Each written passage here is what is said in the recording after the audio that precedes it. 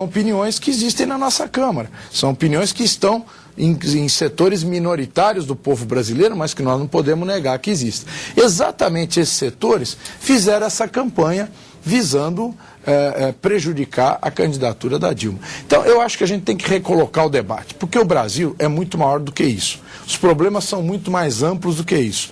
Nós temos que pensar o desenvolvimento do país, nós temos que pensar a distribuição de renda, nós temos que pensar o nosso país perante os outros países do mundo, como nós nos colocamos no cenário internacional. Então, acho que essas questões são as mais importantes para a gente trazer no debate do segundo turno. Agora, nós vamos nesse segundo turno agora e vai ser, como o senhor lembrou aqui um pouco antes, o confronto de dois projetos. Sim. Projeto do PSDB, do Serra, e o projeto do Lula e da Dilma e do PT, né?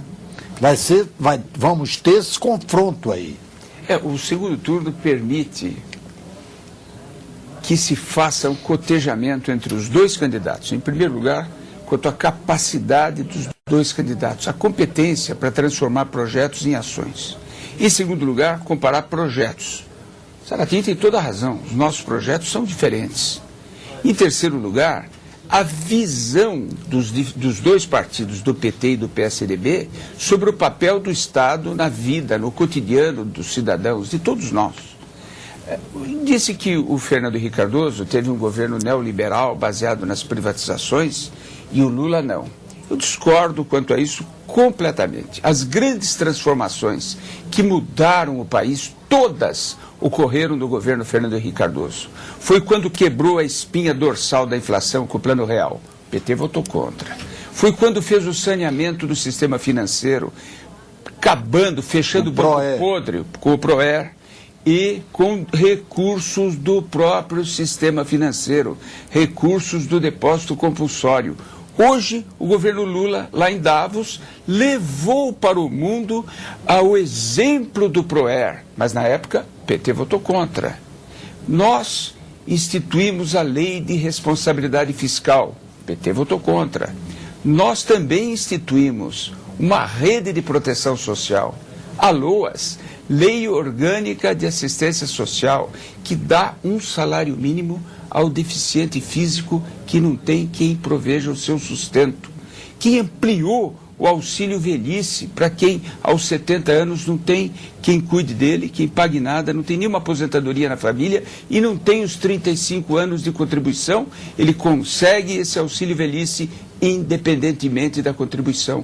Tudo isso, a Bolsa Escola, que foi transformada pelo PT em Bolsa Família, tudo isso ocorreu no governo Fernando Henrique Cardoso. E o PT o que fez? Nada. E foi muito elogiado por isso, porque todo mundo imaginava que eles fossem desagregar a economia. E não fez. Ele acolheu e cuidou todas as conquistas do Fernando Henrique Cardoso e as manteve. E tem um mérito. É claro que o mais difícil é mudar, mas quem cuida, quem preserva, também tem seu mérito. Então, se o Fernando Henrique foi neoliberal, o Lula também foi. Se o Fernando Henrique fez privatizações seletivas, por exemplo, fortaleceu a Petrobras, não privatizou o Banco do Brasil, privatizou aquilo que podia ser privatizado, onde o Estado trabalha não tão bem quanto o privado, onde eu posso conseguir investimentos do setor privado para melhorar a economia, como no caso da telefonia. O PT fez a mesma coisa.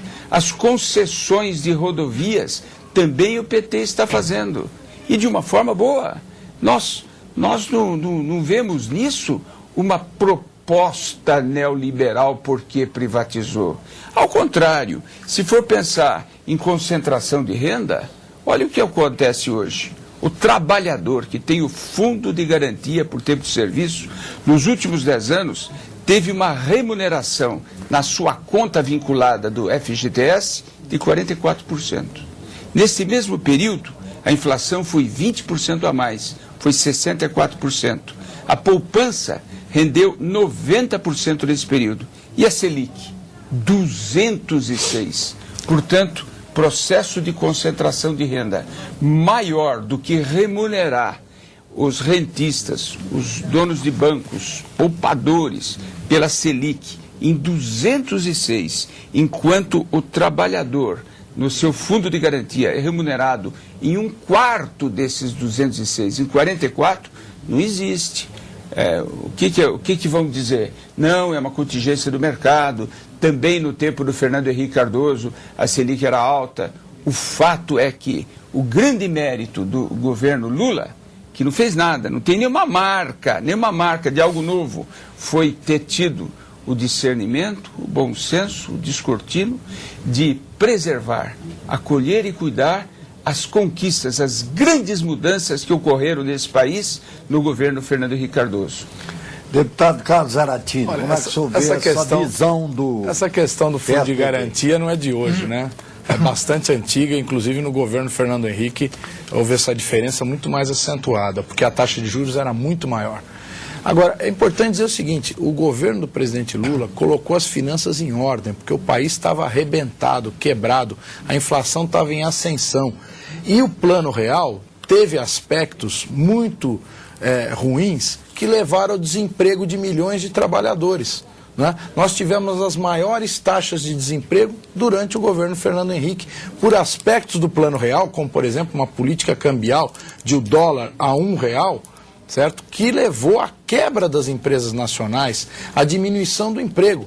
Nós, ao contrário, retomamos o crédito, inclusive popularizamos o crédito no Brasil, garantimos os aumentos, uma política de valorização do salário mínimo, que foi o fundamental para que o país superasse a crise internacional. Aqui no Brasil nós não tivemos uma crise que está tendo nos Estados Unidos, que ainda não acabou nos Estados Unidos e que ainda não acabou na Europa. Então, aqui no Brasil, de fato, foi uma marolinha. Por conta de quê? Por conta de um mercado interno forte e poderoso que foi construindo ao longo dos últimos anos. Né? Então isso é importante a gente dizer. O PSDB e o candidato Serra esconderam Fernando Henrique na campanha eleitoral. Né? Vamos ver se eles vão expor esses argumentos para a gente ir para o debate. Porque, de fato, o que nós conseguimos fazer nesses anos no governo do presidente Lula foi resolver esse problema. A privatização. Olha, o governo Fernando Henrique criou o fator previdenciário, certo? Fez uma política de dificultar a aposentadoria dos trabalhadores, exatamente para que houvesse uma privatização da Previdência Social. E não sou eu que